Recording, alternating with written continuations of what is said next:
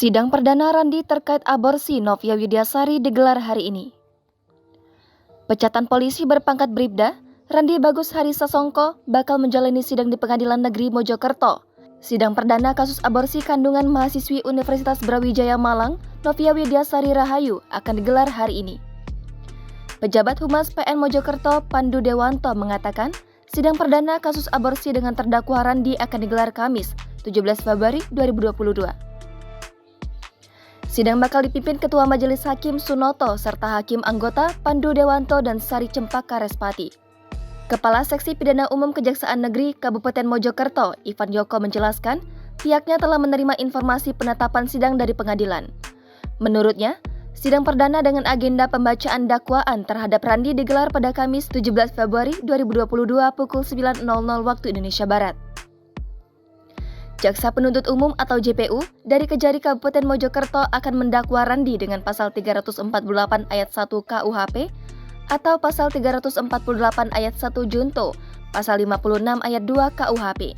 Karena bekas polisi asal Jalan Lingkar Kluncing, Desa Petungsari, Pandaan, Kabupaten Pasuruan itu membantu menggugurkan kandungan kekasihnya. Bribda Randi sehari-hari berdinas di Seksi Umum Polres Pasuruan. Ia juga kadangkala diperbantukan sebagai sopir Kapolres. Namun, Bribda Randi telah dipecat dari Polri pada 27 Januari 2022. Kini, dia harus menjalani proses hukum terkait perbuatannya yang diduga menggugurkan kandungan kekasihnya Novia Widyasari Rahayu.